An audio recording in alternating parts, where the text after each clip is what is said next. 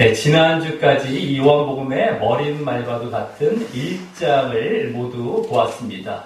그 1장에서는 먼저 이 초반부에서는 하나님과 같으신 말씀으로 태초부터 계셨다가 이제 육신을 입고 이 땅에 오신 예수님에 대해서 이제 말씀하면서 이 땅에 오신 목적이 은혜와 진리를 주시기 위함이다라는 것과 함께 그 은혜와 진리의 핵심이 바로 믿음으로 인한 구원이기 때문에 결국 그것을 주시기 위한 것임을 우리가 볼 수 있었고요.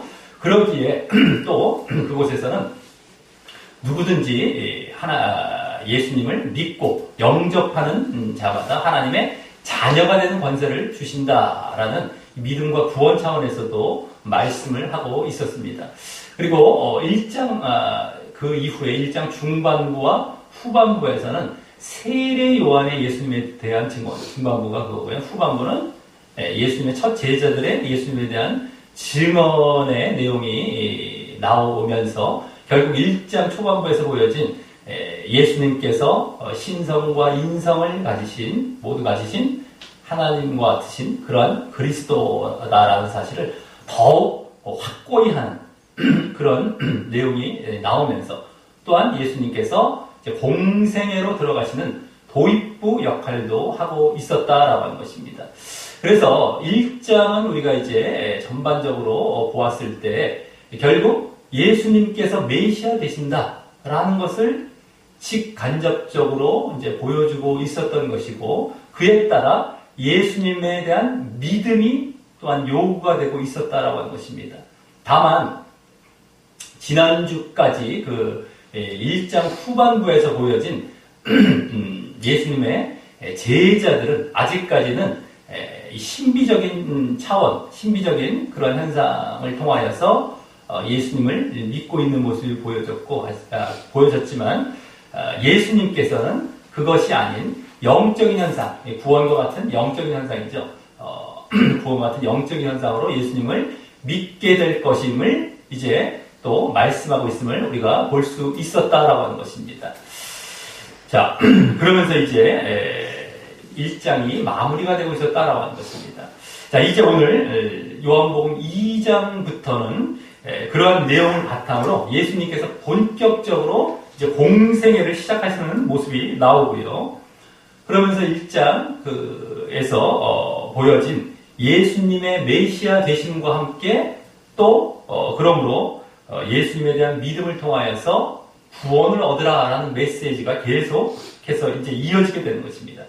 그중 이제 오늘 본문이 시작되는 2장부터 저 12장까지의 이제 요한복음의 전반부라고 할 수 있죠. 요한복음은 21장까지 되어 있는데 거의 이제 반 정도 전반부 2장부터 12장까지는 전에 서론 때, 첫 시간 때, 우리 요한복음 첫 시간 서론 때 말씀드렸듯이 흔히 표적의 책이라고 불립니다. 표적.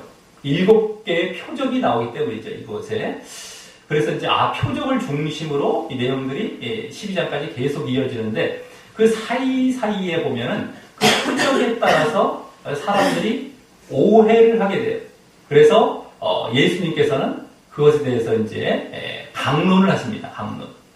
그러면서 그 강론 가운데 나는 뭐뭐시다라는 것이 또 7번이 나오게 되죠. 그래서 이 표적의 책이라는 이 전반부에서는 결국에는 표적 그리고 강론 그리고 예수님의 당신에 대한 소개 이런 큰 구조로 이제 이루어지면서 계속해서 흘러가게 되는 것입니다. 그러면서 이제 예수님께서 메시아 되심에 대해서 이제 계속 보이게 되는 것이다라고 하는 것이죠. 자, 그리고 그러한 표적들은 주로 유대와 예루살렘 지역에서 이루어지게 이제 보여지게 되는 것입니다. 이 예수님의 메시아 되심은 이제 다른 공관복음서에서도 결국에는 주장이 되고 있는 것인데. 요한복음은 이 앞부분부터 이제 이렇게 벌써 1장에서도 말씀되고 이미 또 직접 메시아라는 말도 나왔고 또 계속해서 그것에 대해서 증거해가는 내용들 이것이 이제 복음서들의 어떻게 보면 주된 내용이 되는 것이죠.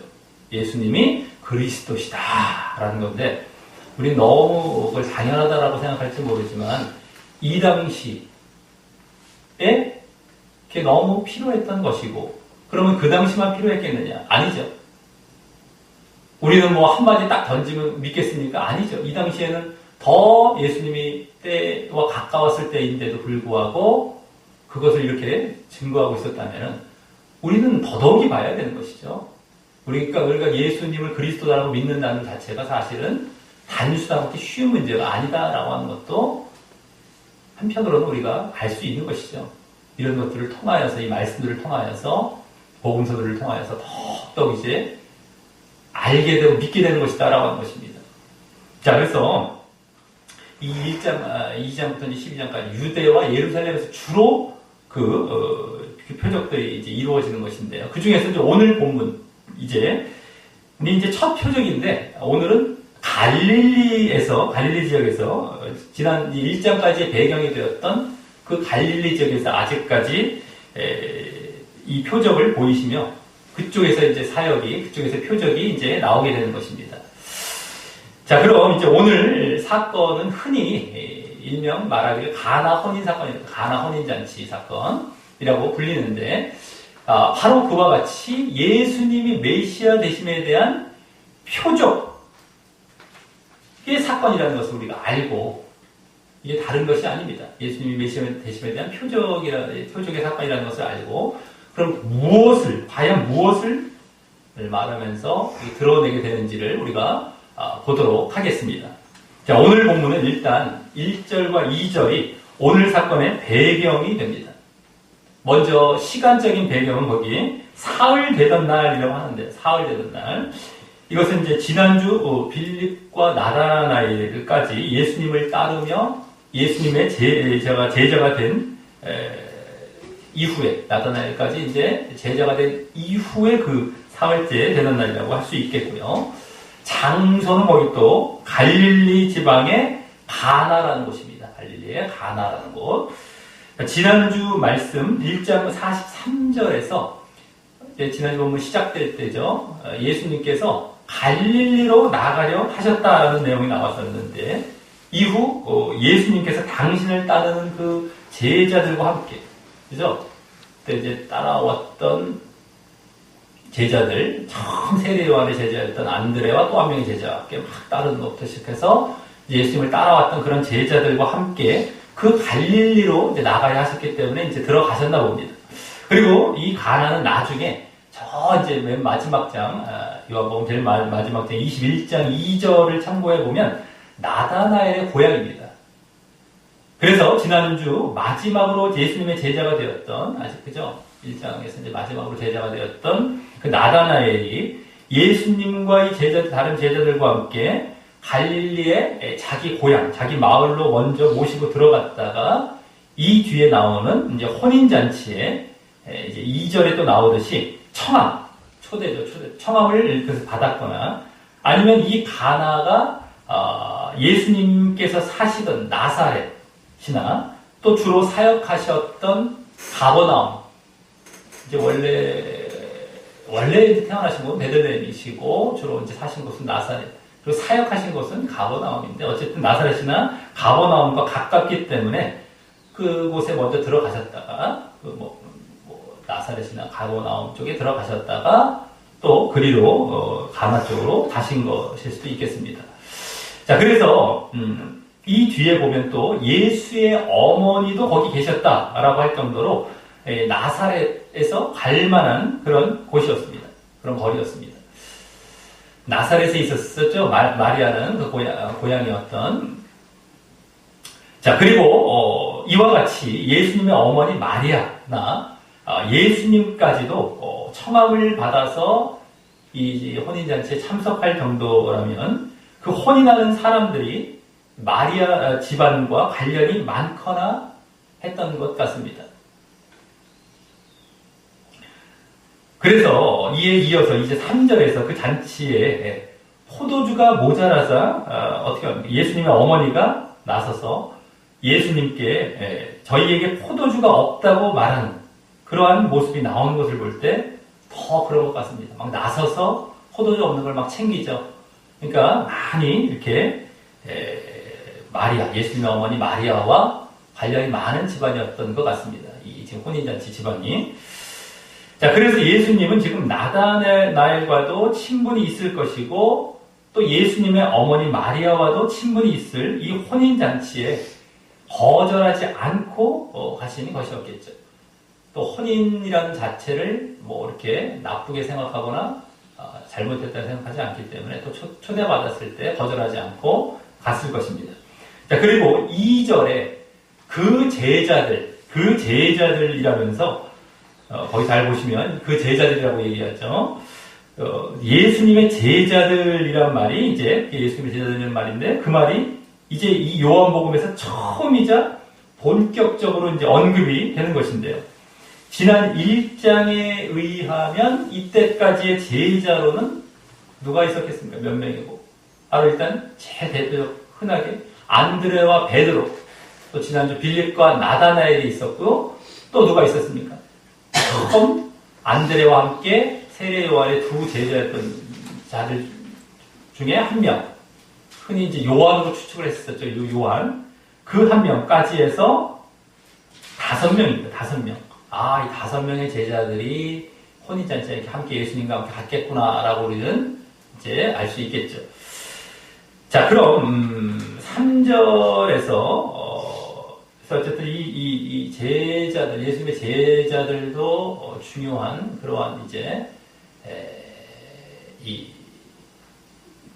복음서에서 중요한 인물들인데 결국 이렇게 본격적으로 제자들란 말이 이제 언급이 돼서 제자라는 것이요. 직접적으로, 본격적으로 언급이 된 것이죠. 자, 그럼 3절에서 거기 일단 포도주는 당시 이제 술과 방탕한, 술과 방탕의 개념이라기보다 물을 대신하는 음료와 기쁨의 개념에 맞을 것이었는데, 물이 거기 귀했기 때문에 포도즙으로 이렇게 물을 대신하다 보면 또 이렇게 술과 같은 어떤 그러한 이제 약간의 그렇게 들어가 있다 보면 이제 먹다 보면 또 취할 수도 있는데 어떤 그것이 방탕한 취함이 아니라 어떤 기쁨 정도의 어떤 그냥 그러니까 음료와 기쁨이죠. 음료와 기쁨. 술과 방탕이 아니라. 그렇기 때문에 그러면 술을 마셔도 된다 이 개념이 아닙니다. 지금 음료와 그냥 기쁨 정도. 이렇게 잔치할 때 왜 그냥 이렇게 왜 우리가 뭐 술을 안 마셔도 쉽게 말해서 우리가 사이다를 먹던 차를 마셔도 기쁠 수가 있지 않습니까? 근데 물은 아닌데 그런 개념 정도로 보면 되겠습니다. 약간 이제 물론 약간의 무슨 알코올 끼도 있었겠지만은 포도주라고 하니까 근데 그것이 그냥 많이 먹어서 그렇게 취하지 않는 이상은 그런 개념은 아닌 것이다라고 하는 것입니다. 그래서 술과 방탕 개념이 아니죠. 먹어서 지금같이 알코올이 센 진짜 술을 먹게 되면 금방 취하고 이제 방탕으로 나아가는데 그런 개념이 아니다라고 하는 것을 알아야 되겠고요. 그래서 술 먹어도 된다, 포도주 먹었다 이런 개념이 아닙니다. 우리는 지금 음료수가 충분히 있는데 음료를 먹으면 되는데 왜 포도주를 굳이 찾아서 먹습니까? 그건 술을 먹겠다는 거죠. 그죠? 이 당시에는 그게 없었으니까 대신하다가 이제 이렇게 된 것이죠.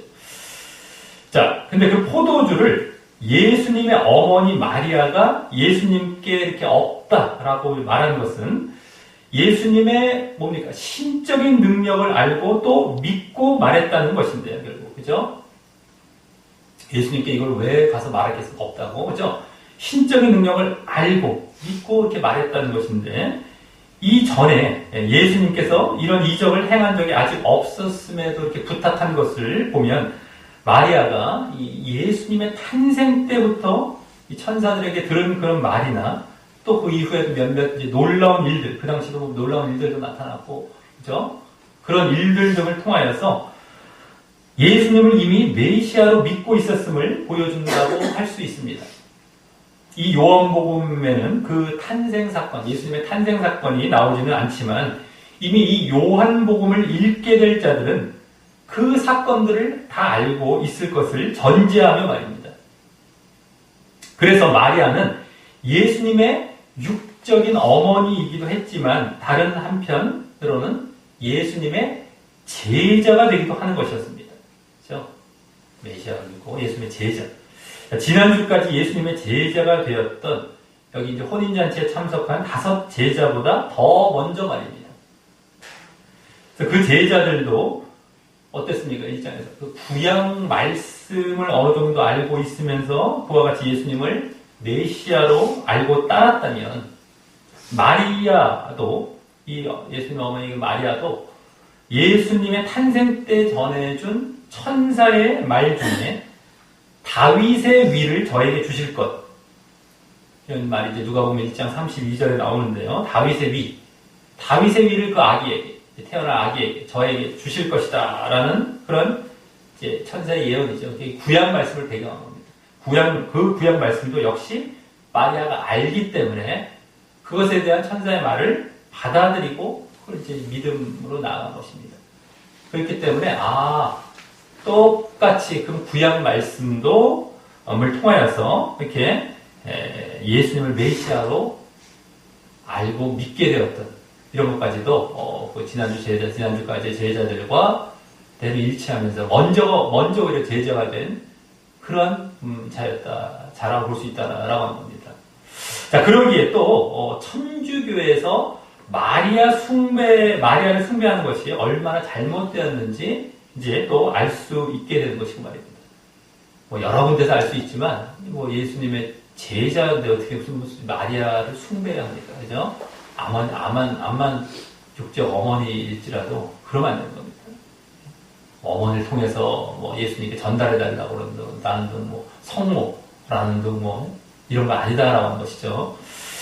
자, 그리고 이제 이 마리아는 오늘 이 사건을 통하여서 그렇게 메시아를 믿는 자로서 또 예수님의 제자된 자로서 보여야 할 본을 또 보여주게 되는 것입니다. 본. 이 제자들이 있는 자리 가운데, 그죠? 또 다른 제자들이 있는 가운데, 그 예수님께, 마리아가 또 본을 그 앞에 또 보여주게 되는 그런 또 격이 되는 것입니다. 자, 그렇다면 여기 지금 마리아가 예수님께 포도주가 없다라고 한 것은 자, 그러면 모친으로서의 명령일까요? 아니면 제자로서의 간구일까요? 네? 어떤 게 되는 것입니까? 모친, 어머니로서의 명령. 얘야, 포도주가 없다. 그러니까 뒤에 말은 안 했지만, 에휴, 만들어내라, 갖고 와라. 이런 명령일까요? 아니면 포도주가 없습니다. 주여. 라는 어떤 그런 차원의 이 제자로서의 간구가 될까요? 제자로서의 간구에 해당하는 것이죠. 지금 방금 말씀드렸죠. 제자가 되는 격이었다라고 말씀드렸기 때문에. 자, 그래서 이 포도주가, 여기 보면 포도주가 없다라고만 했지, 포도주를 달라거나 만들어주라는 만들어주라고 명령하지 않고, 그냥 그 사정만 말했던 것입니다. 없다라고, 그죠? 만약에 명령했다, 그걸 그냥 어떻게 해봐라, 이랬으면은, 그런 명령을 했으면, 모친의 자격으로 한 것처럼 되는 것인데 그것이 아닌 것이었죠. 그냥 없습니다. 이제 없다라고 얘기한 거예요. 그것만 얘기한 겁니다. 우리가 지금 이것을 잘못 보면 명령까지 한 것처럼 얘야 없다.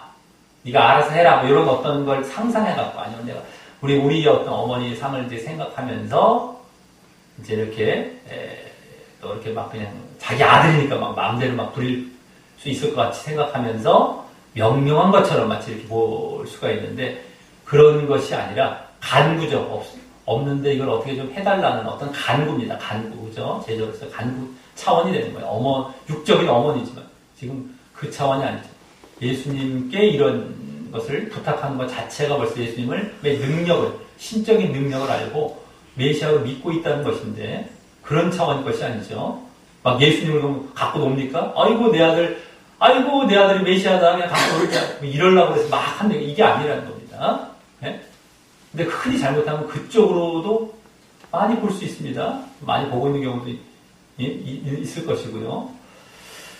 자, 이에 이제 예수님께서는 4절과 같이 대답합니다. 4절과 같이. 거기 먼저 여자여라고 부른 것은 당시 여인들에 대한 일반적인 호칭인데요. 이것이 무례한 것은 아닌 것이고 여인들에 대한 일반적인 호칭인 것인데 다만 어머니를 그렇게 이제 부른 것은 지금 모친으로서가 아니라 제자로서 대하시고 계심을 보여주는 것이라 할 수 있습니다. 그죠? 어머니여라고 할 수 있는데, 지금 여자여라고 했던 거는 제자로서 지금 대하고 계신 것이죠, 지금. 자, 그 다음, 나와 무슨 상관이 있나이까? 라는 말씀은, 원래 직역을 하면, 나와 당신과 무엇입니까? 이런 거예요. 나와 당신과 무엇. 무엇이란 말은 무슨 상관이란 말로 또 이제 알 수가 있어요. 나와 당신과 무슨 상관입니까? 뭐 이거죠. 이제 그런 말인데, 구약에서는 이 말이 물론 히브리어로 되어 있겠지만 똑같은 어떤 구조로 해서 어쨌든 많이 이제 쓰인 말입니다. 예? 나와 당신과 무슨 상관입니까? 나와 무슨 상관이라는 것이 그 일과 무슨 상관이라는 말이 아니고 일단은요. 나와 그 일과 이게 아니라 나와 당신과 합니다. 나와 당신과 원래 여기 지금 원어에는 그렇게 나와 있죠. 어쨌든 간에 그래서 결국 그 어떤 일이나 문제에 대해서 이제 결국에는 돌려서 거절하는 표현입니다. 이제 난 당신과 상관없어요 하면서 어떤 일과 문제에 대해서 이제 돌려서 거절하는 그런 표현인 것입니다. 그래서 다음 내 때가 아직 이르지 못하였나이다 라고 그렇게 거절한 이유의 애를 말씀하시는 것입니다. 내 때가 아직 이르지 못하였다. 자, 그럼 여기 내 때라는 말이 특이한데, 내 때. 이것은 무슨 말일까요? 내 때. 그 말은 이제 이 요한복음 뒷부분에서도 예수님에 의해서 계속해서 여러 번 말씀되는 표현입니다. 계속 나옵니다. 몇 번씩 나와요. 그리고 모두 예수님께서 고난을 받고 십자가를 지실 때를 가리키는 것이고요. 십자가 쉽게 말해서. 십자가를 지실 때, 고난과 십자가일 때.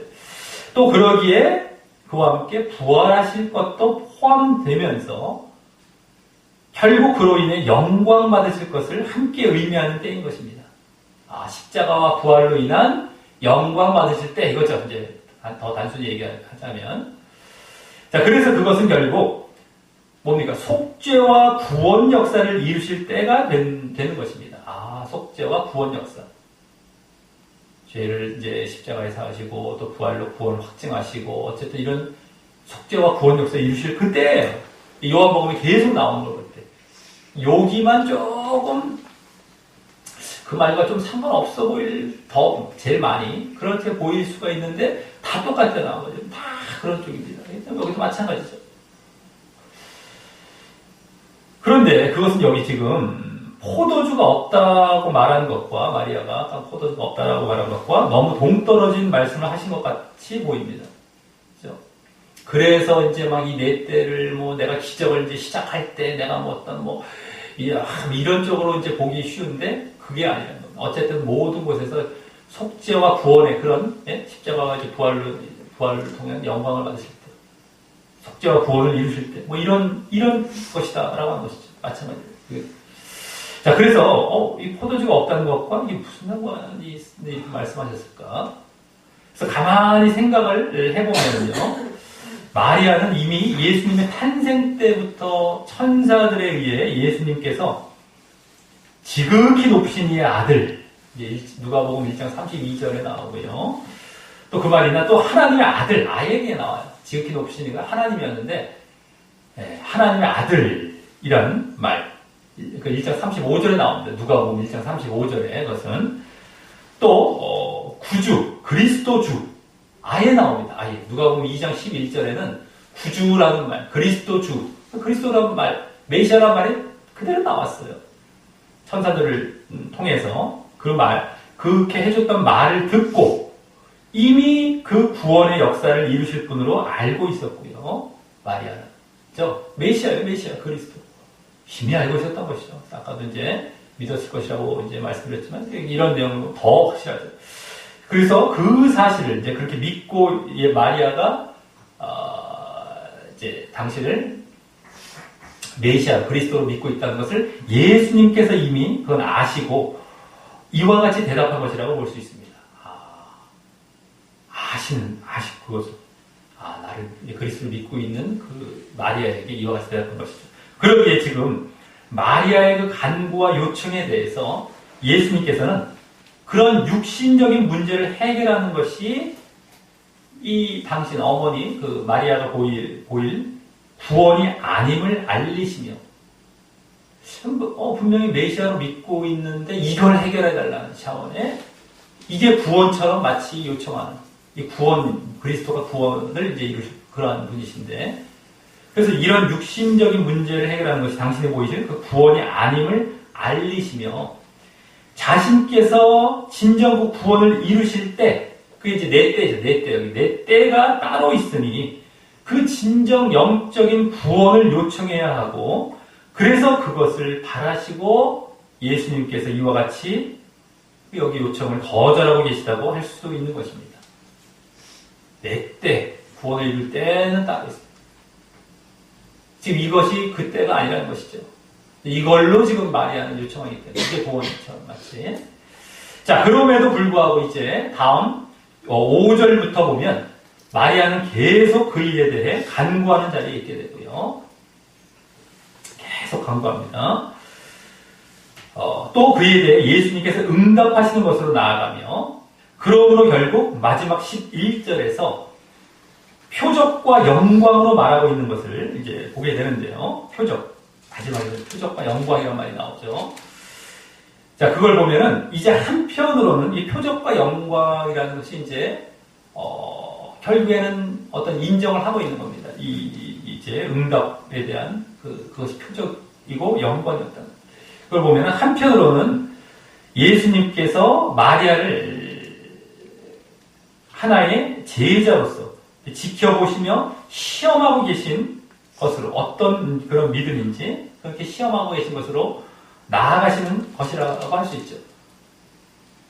이제 응답을 하시는데 그렇다고 이제 잘못된 척으로 이제 응답할 수도 없는 것이고 이제 마리아의 믿음을 시험하는 이런 차원 또 더불어서 이 표적이 예수님의 십자가와 부활의 때와 관련해서요.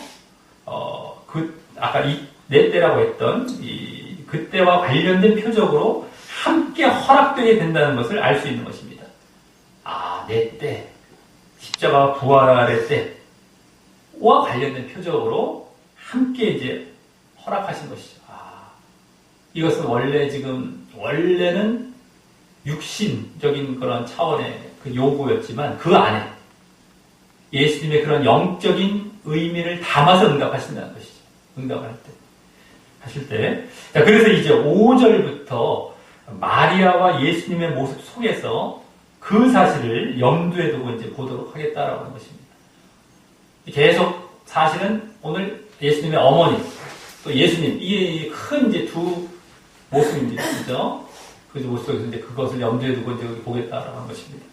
자, 먼저 5절은, 거기, 그 어머니 마리아가 하인들에게 너희에게 무슨 말씀을 하시든지 그대로 하라고 말합니다. 제대로 보십시오.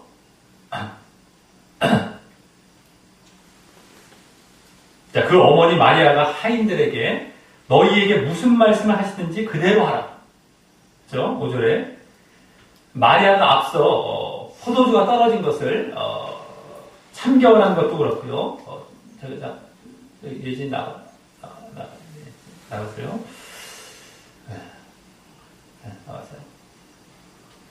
자, 그래서 마리아가 앞서 포도주가 떨어진 것을 참견한 것도 그렇고 또 이같이 하인들을 명령할 정도면 혼인집 사람과 많이 가까운 사이였나 봅니다. 그죠?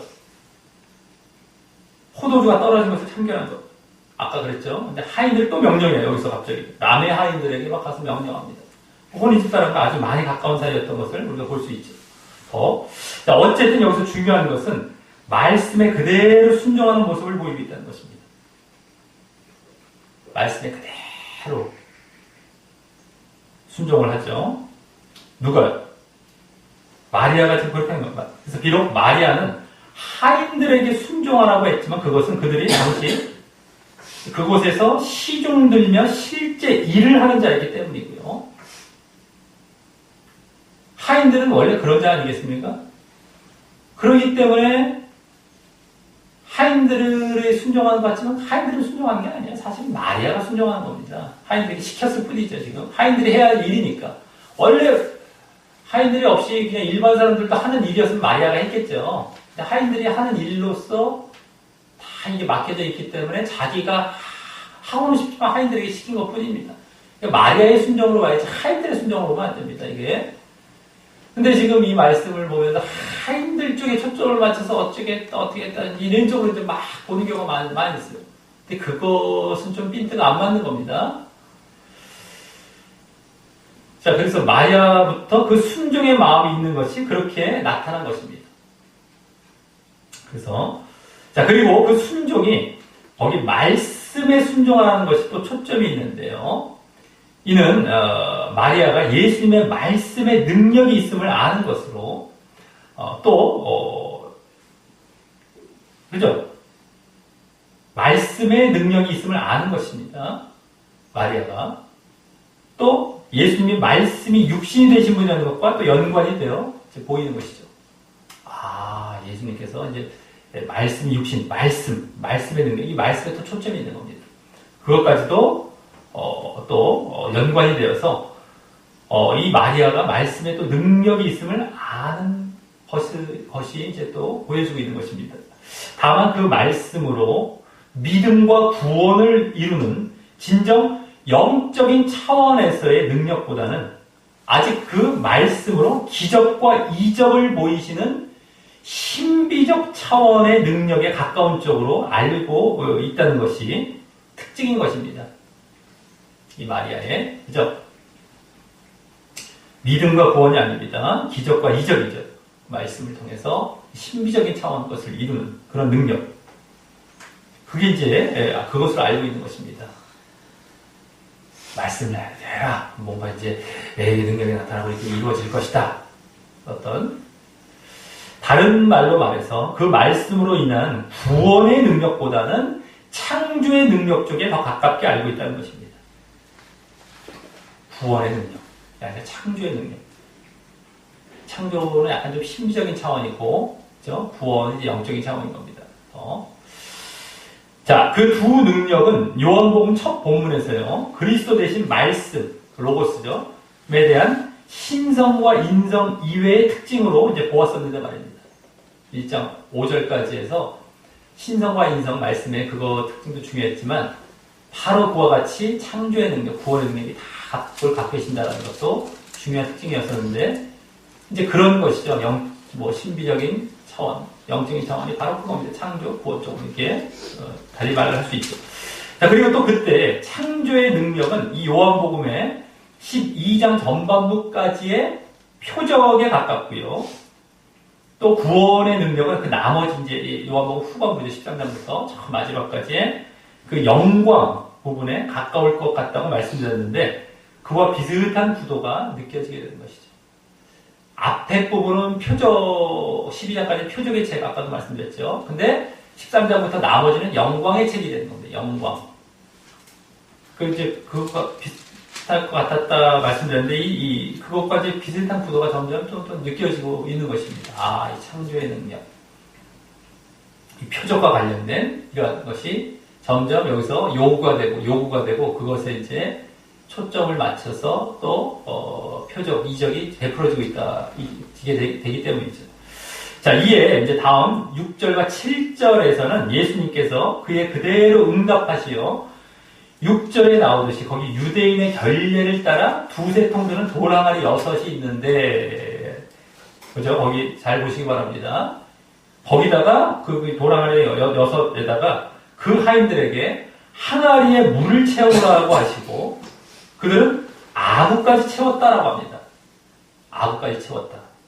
여기 결례라는 것은 정결 예식을 얘기합니다. 정결 예식. 준말 같죠? 결례. 비슷한 겁니다. 정결 예식을 말하는 것으로, 마태나 마가복음에 나오듯이, 유대인들이 장로들의 유전을 지켜서, 장로의 유전이라는 건 전통입니다. 장로들 전통.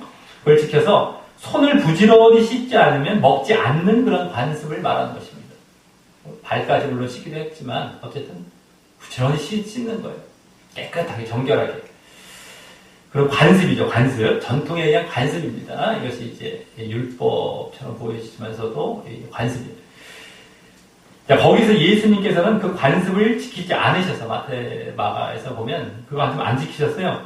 그들의 그 유대인들이나 뭐 종교 지도자들의 핀자를 받게 되고, 이에 예수님께서는 유대인들이 외식하는 자라고 하시면서 입술로는 나를 존경하되 마음은 내게서 멀도다라고 하는 구약 말씀도 인용하시며, 결국 하나님의 계명은 버리고 사람의 유전을 지킨다라고 하셨던 것입니다. 그들을 향해서 하나님의 계명은 버리고 사람의 유전을 지킨다. 하나님. 그래서 한마디로 이 결례는 하나님보다 사람을 더 우선하는 외식적 율법의 대표적인 관습이었던 것입니다. 율법 차원인데 관습 차원의 율법이죠. 이제 율법인 율법인데 관습 차원의 율법, 정식 율법이 아니고요. 자기들이 추가로 만든 그런 전통이죠. 유전. 근데 이제 그 사람이 아닌, 하나님이 아닌 사람 중심이죠. 사람을 더 우선하는 그런 관습이었던 겁니다. 하지만 근데 깨끗이 해도 그냥 자신들의 어떤 외적인 것만 그냥 이렇게 하려고 하고 속을 깨끗이 하려고는 안 한다는 것이에요. 하나님은 속을 깨끗이 하는 걸 원하시는데 그것이 아닌 겉에만 이렇게 깨끗이 하는데 사람 중심이죠. 외식적이고 그런 것이었다라고 이제 나오고 있습니다. 하지만 유대인들은 그것을 자랑스러워했고요. 그것을 잘 지키면 자신들은 구원받는다고 생각했던 그런 율법이면서도 그 율법이 더 인간화된 인간 중심적이 된 거짓 율법이었던 것이죠. 거짓 율법입니다. 율법이면서도 사실은 거짓 율법이죠. 근데 그것을 구원받는다고 생각했어요. 자기들이 잘 지키면 그것이 구원을 가져다 줄 것이다. 우리는 이제 하나님의 선택된 백성으로 이런 율법도 이런 걸 잘 지키면 하면서, 근데 그것도 또 정식 하나님의 율법도 아니고 자기들이 관습 이렇게 유전으로 전통으로 만들어 놓은 율법 마지막에 지키면서 구원을 또 줄 것이다. 이렇게 생각했던 것이었죠. 대표적인 것이었습니다. 그런데 그 결례를 행하는 데 쓰는 이 돌 항아리가 작지도 않고, 여기 두세 통이라고 말한 약 100리터 정도, 80에서 120인데 평균적으로 한 100리터나 되면서도 큰 이제 뭐 쓰레기 봉투 정도 되는 거예요. 또 그것이 여기 6통이나 있었던 것입니다. 6통. 한 통도 아니고 6통이나. 자, 이 숫자는 그 결례를 행하는 데 있어서 유대인들이 얼마나 철두철미했는지를 보여주는 것이라고 할 수 있죠. 아주 그걸 지키기 위해서 물을 아주 준비를 많이 해놓고 철두철미하게 지키는 거예요. 자, 그래서 여기 일부러 그렇게 숫자까지 상세히 적고 있는 것을 보면 그런 의도라고 할 수 있습니다. 이것을 보여주는 것이죠. 결례가, 여기 지금 결례라는 말이 단순하게 지나갈 말이 아닌 것이에요. 그래서 사실은요, 지금 말씀드렸던 그런 의미와 함께 또 그것을 철저히 지키고 있는 모습이 여기 비춰지고 있는 것입니다. 이 숫자를 통해서. 두세 통, 여섯, 이런 숫자가 탁탁탁, 이제, 그죠? 두세 통. 얼마의 양이라는 게 보여지는 것이죠. 자, 그래서 큰 항아리가 뭐 몇 개가 있다는 것은 자칫하면 예수님의 이적의 위대함을 나타내는 것으로 막 끝나기 쉽습니다. 그렇게 보는 게 많은데, 그것으로 보기보다 바로 얼마나 그들이 결례를 철저히 행하느냐, 이것을 보여준다고 할 수 있겠습니다. 나중에 이거 포도주를 변하게 할 것이니까, 예수님의 능력이 대단한, 이런 것 차원이 아니라요. 이들이 지금 결례를 이렇게 철저히, 율법을 철저히 지키고 있구나, 라는 걸 오히려 보여주는 차원의 그 큰 것과 함께 막 여러 개가 있는 것이 그 차원이지, 큰 것이 예수님의 이적을 막 강하게 크게 베푸는 위대한 이적, 이런 걸 보여주기 위한 그런 숫자나 이런 큰 것을 보면은 이 초점이 빗나가게 되는 것이다 라고 하는 것이죠. 잘 봐야 돼요. 말씀을 하나하나 잘 봐야 돼요. 이 내용들을 봐야 왜 말씀하면 이거 깊이 봐야 됩니다. 그러니까 절대 말씀은 독서가 아니라고 했어요. 묵상이 돼야 되고 들여다봐야 됩니다. 슬쩍 스쳐가는 게 아니라 들여다봐야 돼요. 들여다보면서 묵상해야 돼요. 깊이. 한 말씀, 한 구절이어야 돼요. 그리고 또 구약 말씀과의 관련도 찾아봐야 되고 어마어마한 겁니다. 사실은요. 근데 그렇게 안 볼 때 말씀을 일단 우습게 생각하는 것부터 시작해서 대충 쉽게 아주 생각하다가는 이제 자꾸 딴 쪽으로 나가고 자기가 이제 생각하는 쪽으로 자꾸 가버리는 겁니다. 그냥 자 그리고 그 돌 항아리들에 분명 물이 담겨 남아 있었을 텐데요. 이게 좀 바닥이 나는 항아리가 아닙니다. 좀 이따 채우라고 했더니 아우 바닥이 난다 보다 이렇게 생각하기 쉬울 수가 있는데 그거 아닙니다. 뭐 씻고 남은 그런 물들 다 있겠죠. 근데도 그것을 여기 채우라라는 말에 이제 원어상 더 정확한 뜻인 가득 채우라는 거예요. 원래 여기 가득 채우라는 말입니다. 원래는요, 원어상으로는요, 가득이에요. 가득. 그냥 적당히 좀 채워봐 이런 것이 아니라 꽉 채워야 되는 거예요. 그래서 여기 하인들이 아구까지 채운 것이 또 이것을 그 하인들의 순종의 철저함과 같은 어떤 그런 특별한 의미가 있는 것을 볼 필요가 없습니다. 그것은 아닙니다. 원래 예수님께서 그냥 명령하신 것을 하인들은 하고 있는 거예요. 하인들은 아까 마리아한테도 그랬고 예수님한테도 그렇고 그냥 옆에서 그냥 이렇게 어떤 그 당시에 관습상 하인들이 다 했기 때문에 그것만 하는 역할을 하지 하인이 여기서 등장인물로서 큰 역할은 없습니다. 근데 흔히 이 가나의 혼인잔치 말씀을 하인과 예수님과의 관계에서 하인이 어찌 철저히 순종했으니 뭐 이렇게 갔더니 막 포도주가 변했다는 뭐 이런 쪽으로 막 관련시키면서 또 그쪽에 이제 뭐 어떻게 막 맞추는 경우가 많아요. 근데 말씀을 이제 제대로 안 보려고 하니까 자꾸만 그렇게 보이는 겁니다. 지금 마리아와 예수님과의 관계예요. 가득 채운 것도 지금 하인들이 자기들이 믿음으로 채운 하인들이 믿는 거예요. 전혀 상관이 없습니다. 예수님께서 그냥 말로 그냥 하셨으니까 그냥 그거 그대로 안 하면 쫓겨나는데 하인들은 그거 안 하면 하인이 아니죠. 쫓겨나는 거죠. 쫓겨나고 만약에 그 집에 계속 두어야 되는 하인이라면 계속해서 그 일을 할 수 없죠. 징벌을 당하든 어떻게 하인은 여기서 자기 뜻이라는 게 있는 사람이 아니고요. 그냥 중간에 그냥 이렇게 한 것뿐이죠.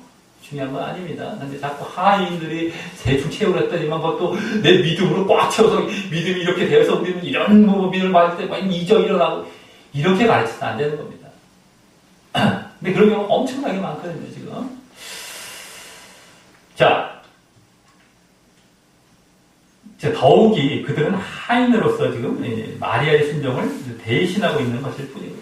계속해서 이제 그렇게 하고 있는 거예요. 자, 그럼 이것은 왜 그랬을까요? 왜 그렇게 가득 채우라고 하셨을까요? 분명 의미가 있는 것입니다. 그렇지 않다면 그냥 그 통들에 남아있는 물만 포도주로 만드셔도 되었을 텐데 굳이 그렇게까지 하신 것을 보면 말입니다. 왜 이것을 가득 채우라고 하시면서 그걸 또 이제 이렇게 하실까? 포도주를 만들라고 하실까? 그죠? 거기 남아있는 정도만 해도 충분하죠. 자, 그것은 방금 그 돌 항아리를 통해 행해지는 결례에 담긴 의미와 같이 인간적이고 외식적인 율법에 대한 하나의 점령이자 변화를, 거기로부터의 변화를 목표하신 것이라고 할 수 있습니다. 그걸 그냥 달리 이게 지금 특별한 단어가 마땅한 게 없어서 이 점령이라는 말을 이제 제가 말씀을 드리는 거죠. 점령, 점거, 특별하게 이제 또 적당한 점령을 해버리는 거예요. 예? 인간적이고 외식적인 율법에 대한 점령이자 이 어디서부터 변화를 목표로 하신 것이라고 할 수 있습니다. 자, 이제 거기 담긴 물이 포도주로 바뀌게 하심으로 말이죠. 그래서 결례를 행할 수 없게 하실 뿐만 아니라 결례 못하죠. 물이 아닌데요, 이제. 또 앞으로도 하지 말라고 하는 메시지를 담아서 말입니다. 이 결례를 하는 그곳에, 그죠? 행하는 그곳에 그걸 갖다 포도주로 만드시는 거예요. 다른 방법, 다른 것을 갖고 여러 가지 물을 그냥 따로 만들 수도 있고 다 할 수 있는데도 그것을 결국에는 그쪽에다가 이제 결국에는 매개로 해서 이렇게 만드신 것입니다. 자, 그리고 다음 8절부터 10절에서는 이미 포도주로 변했을 그 물을 이것도 가져가다가 포도주로 변했다 이런 얘기들도 있는데 그건 상관이 없어요. 이미 변해 있을 것이고, 부었을 때 이미 변해 있을 것이고, 그냥 떠서 가져가다 순종하다 보니까 했다는 거 너무 이제 그쪽에 하인들의 쪽에 막 맞춰갖고 막 이런 불쾌도. 어쨌든 이미 포도주로 변했을 그 물을 일단 거기 예수님께서 이제는 떠서 연회장에 갖다 주라라고 하시고 거기 그죠? 또 하인들은 그래서 갖다 주었더니 연회장은 물로 된 포도주를 맛보고 어디서 났는지 알지 못하되 물도온 하인들은 알았다라고 합니다.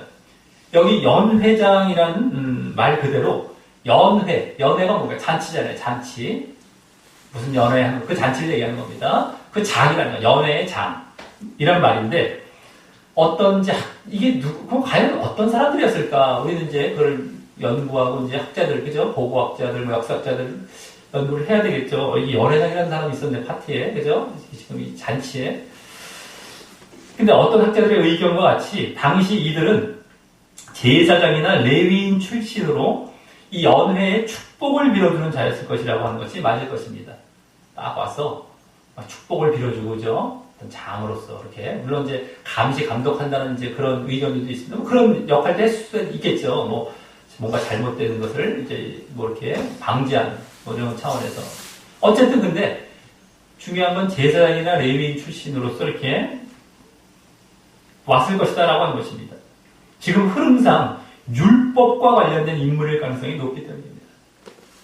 아까 결례. 그죠?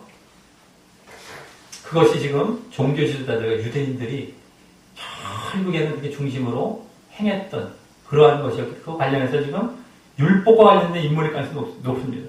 높기 때문입니다. 이 연회장에는 갑자기 등장하죠. 그리고 예수님이 그 연회장을 지목해서 갖다 주라는 거 아니겠습니까? 지금 제 하인들에게 그에 갖다 주라. 그런 의미가 당연히 담겨 있는 거예요. 사실은요. 이런 인물이 툭 튀어나올 일도 없고요. 그냥 딴 사람한테 갖다 주라고 할 수 있지 않습니까? 옆에 사람한테 아무나 줄 수도 있고요. 신랑한테 줄 수도 있고. 연회장이 돼요. 굳이. 안 봐도 당연한 거 되는 것이죠. 이건.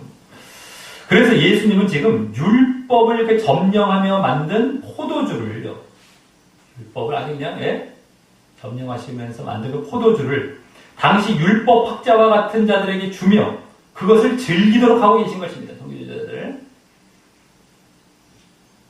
그러기에 여기서는 포도주를 주어 취하는 것을 허용하신 의미로 보기보다요. 포도주를 취하는 것을 허용하신 것이 아니죠. 포도주를 만들어서 주셔서 막 그냥 취해라 그래 내가 그냥 준다 술 이런 게 아니라 이와 같이 그들이 원한 그 포도주로 율법을 점령한 것을 즐기는 차원에서 허용하셨다고 할 수 있습니다. 그들이 이제 즐기는 것이죠. 율법을 점령한 그 결과를 그들이 그 포도주를 즐기는 것, 그들이 이제 그 차원에서 허용하셨다고 볼 수 있습니다. 이 기쁨, 아까도 말씀드렸죠. 술 취함과 방탕이 아니라 음료와 기쁨을 즐기는 거예요. 그 기쁨, 즐기는 거예요. 자기들 좀 즐기는 거예요. 지금 율법학자가 율법을 점령한 결과물, 그 포도주, 그걸 즐겨라라는 차원에서 이제 하신 것이죠. 그들이 그 율법을 점령당해도 그것을 받아들이고 즐거워하길 바라시며 말입니다. 그러기에 또 율법에서 다른 것으로 변화되길 바라시며 말입니다. 그들이 율법이 아니다. 그것을 점령당해야 되고 너희들도 그것을 받아들여야 된다. 너희는 그것이 아닌 다른 것으로 해서 너는 변화가 되어야 된다. 율법이 아니라. 이걸 또 바라시며 말입니다. 다른 것이 무엇이겠습니까? 그것은 바로 예수님에 대한 믿음인 것이고, 예수님에 대한 믿음. 더 자세히는 예수님의 십자가와 부활로 인한 구원이 주어질 것에 대한 믿음인 것이죠. 그렇죠?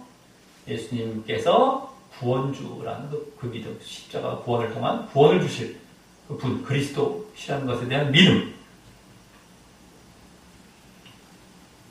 이들은 율법이 바로 구원을 가져다 준다고 생각했는데 그것이 아니란 말이죠.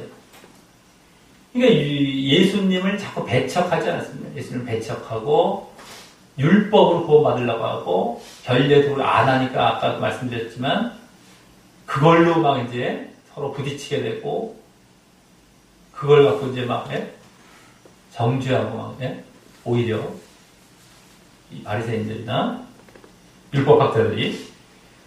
근데 그것이 아니라 너희들 믿음, 나에 대한 믿음을 가지고 이렇게 지금 구원으로 나아가야 된다. 율법이 아니다.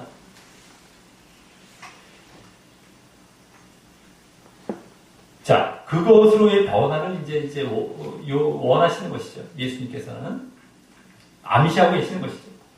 자, 그래서 여기 또 포도주가 어디서 났는지 연회장은 몰랐는데 하인들은 알았다라는 말을 굳이 덧붙이고 있는 것은요. 그죠? 그 말을 굳이 덧붙여 말하고 있는 것은 아직 연회장은 그 포도주가 상징하는 믿음이 제시되었어도 그 포도주는 결국에 뭡니까? 믿음이죠. 믿음. 율법을 점령해. 믿음입니다. 믿음. 그 믿음이 제시되었어도 아직 율법에 매여 있지만 반면 하인들은 마리아를 대신하면서 이제 마리아를 대신한 자들입니다. 마리아라고 볼 수 있어요. 그 말씀의 순종함으로 결과적으로 만들어진 그러한 포도주가 상징하는 그 믿음을 알고 그 자리로 나아가게 될 것임을 보여준다고 할 수 있는 것입니다. 말씀에 순종함으로 이렇게 됐어요. 말씀에게 순종하다 보니까 마리아가 순종한 것이죠.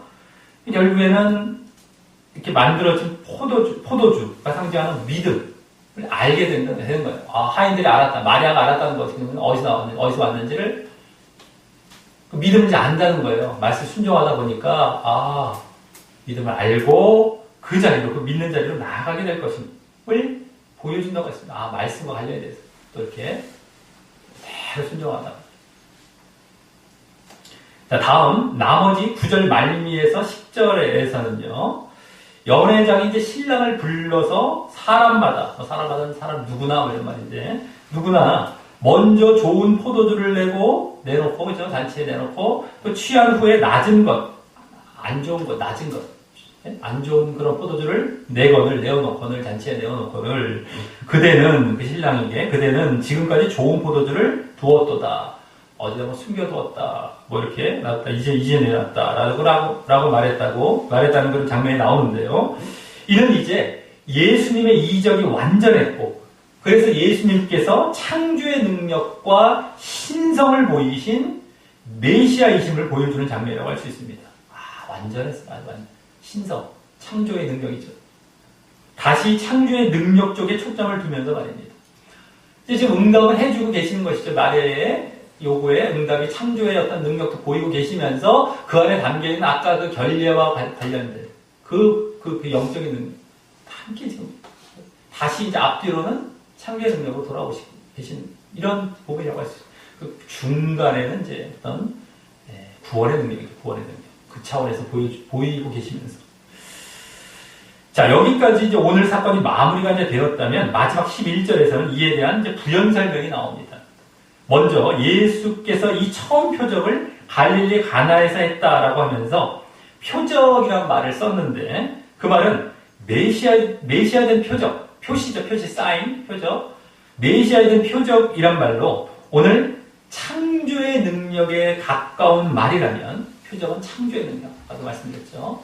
표적은 뭔가 이제 이렇게 창조 쪽으로 이렇게 하면서 메시아를 드러내는 이런 것에 가까운 말이라면 그 다음 그의 영광, 그의 영광입니다. 원래 정확히 그의 영광, 그 영광을 나타내셨다라는 말은 앞서 말씀드렸듯이 또한 결국은 십자가와 부활로 인한 영광이란 의미이기에 결국 그 영광이거든요. 다른 영광.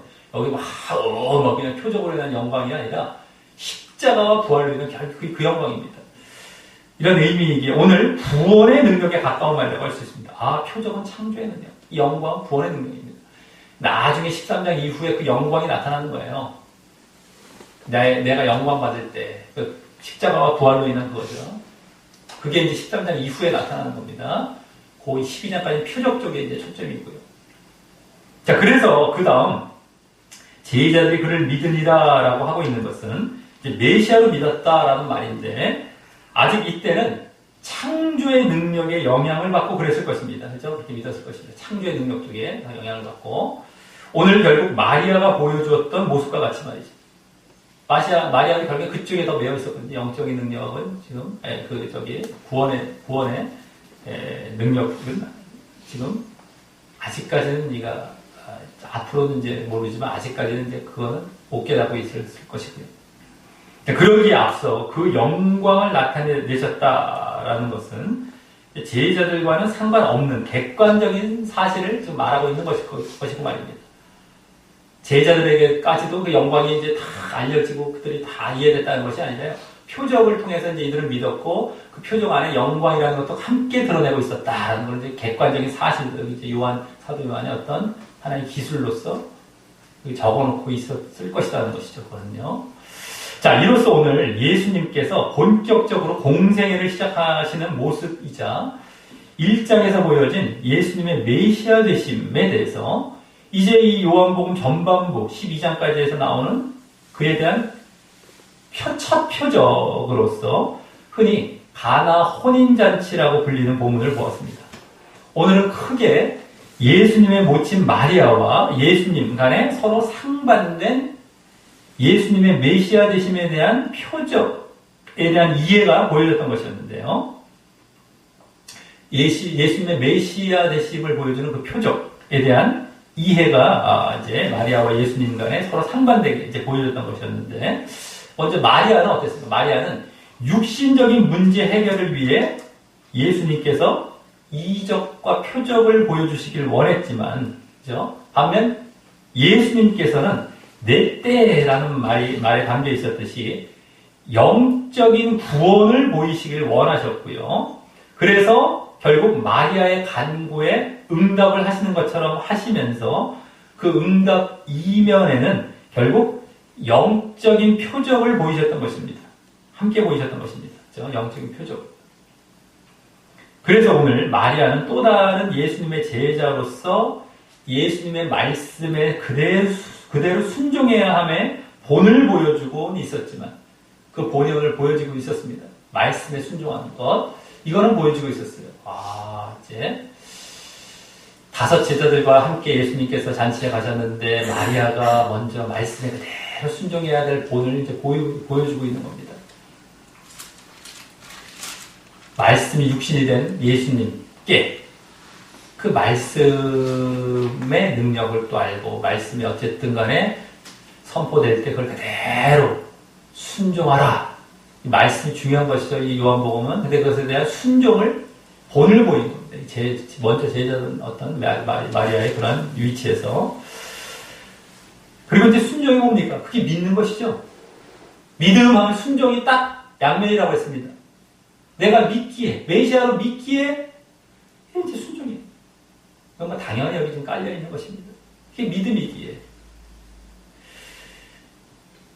그것은 이제, 그 본을 보여주고는 있었지만, 그것은 예수님에 대해 신비적이고 육신적인 그런 차원의 능력, 즉, 창조의 능력을 믿었기 때문이지, 아직은 영적인 차원의 능력, 즉, 구원의 능력을 믿었기 때문은 아니었던 것이었습니다.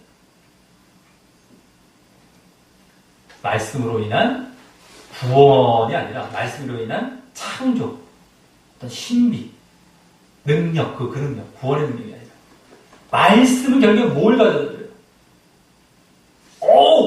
말 변화시켜요, 막 지금.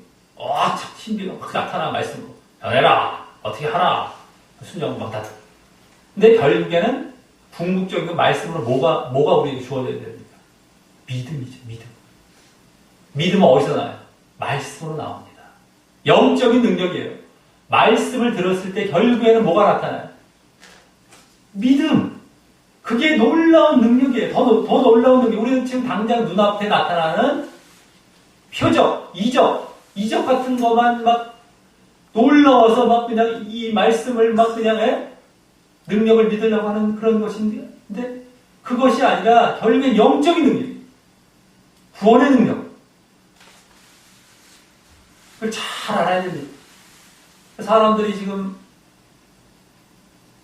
말씀으로 인해서 오늘 말씀으로 인해서 순종하는데 마리아는 겨우 그 차원이었어요. 표적 차원. 그냥 창조적인 어떤 뭐가 막 새롭게 막 만들어지고 막. 근데 이것이 그게 아니라 믿음이 들어가요. 믿음. 이제 그거를 보여주시려고. 자꾸 지금 지난주 말미에서도 너희들이 내가 너를 봤다는 걸로 믿느냐? 너 사닥다리가 왔다 하면서 앞으로 이렇게 하는 구원의 능력에 대해서 말씀하시지 않습니까? 그것에 대해서 또 이미 또 마찬가지.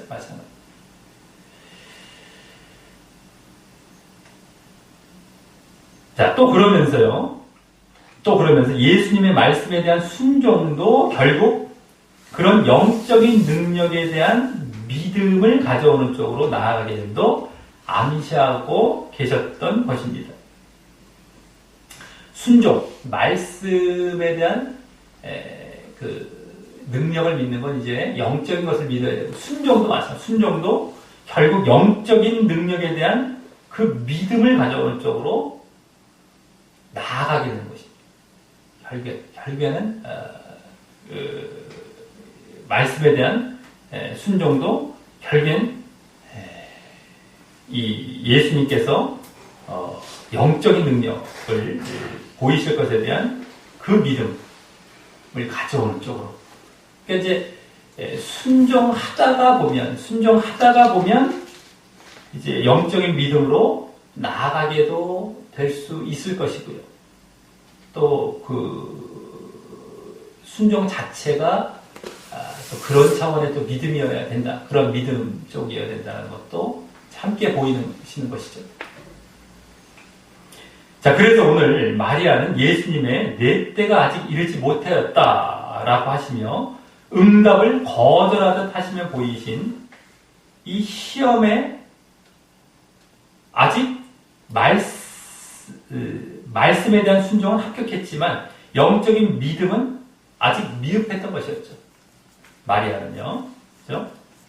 응답을 거절하듯 시험을 하신 거예요. 응답해 주시면서 시험하셨는데 말씀에 대한 순종은 나타냈어요. 이제 합격한 거야. 근데 이제 영적인 믿음은 아직 미흡했던 것입니다. 그것이 이제 영적인 믿음 차원에서의 순종으로 또 나아가야 되는 것인데, 계속해서. 자, 그래서 오늘 본문은 이제 12장까지의, 요한복음 12장까지의 7개의 표적 중에 첫 표적이었지만, 그것은 결국 예수님의 창조의 능력에 가까운 표적이었거든요. 창조의 능력. 하지만 예수님께서는 그 이면에 구원의 능력도 보여주고 계신 표적이었습니다. 이 창조의 능력에 함께해서 구원의 능력이 함께 이제 내포가 되어 있었던 그런 표적이었습니다. 오늘 본문의 말을 빌어 말하자면, 오늘 본문에 나왔던 말을 빌어 말하자면 맨 마지막 절입니다. 11절에 나왔던 말. 표적 가운데 영광을 나타내시는 말입니다. 표적 가운데, 표적을 보이세요. 창조의 능력을 보이시는데 그 안에 영광, 구원의 능력을 보이시며, 그래서 11절에도 표적과 영광이라는 말을 다 쓰고 있는 것일 것이다라고 합니다. 자, 우리 모두 예수님을 믿고 그러므로 그 말씀을 순종하는 오늘 마리아의 본을 받아 우리도 예수님의 이제 제자된 자로서 그 모습을 더욱 잘 실천하되 순종이 나타나는, 말씀 순종하는 게 나타나야 됩니다. 믿는 제자라고 한다면. 잘 실천하되 예수님의 창조의 능력 쪽에만 관심을 갖고, 그쪽에만 내가 막 순종하는 것이 아니라, 믿음을 보이는 것이 아니라, 구원의 능력은, 그래서 등한시하면서 그러지 말고, 구원의 능력에 더 관심을 갖고, 그렇게 믿고, 예수님을 믿고 또 순종하되, 그러므로 결국 그 영적인 믿음을 더욱 확실히 하며, 더욱 확실히 하는 거예요. 영적인 믿음. 예수님께서 구원을 주실 귀하신 분이시다. 우리의 죄의 사함과 속죄와 구원을 주실. 그래서 영원한 생명을 얻게 하실. 그 차원이죠. 근데도 지금 그것이 아니지 않습니까? 예수를 믿을 때. 창조의 능력 좀 보여주세요. 신비한 능력 좀 보여주시고, 이거 고쳐주시고, 저거 고쳐주시고, 이거 들어주시고, 저거 다 육신적인 차원이에요.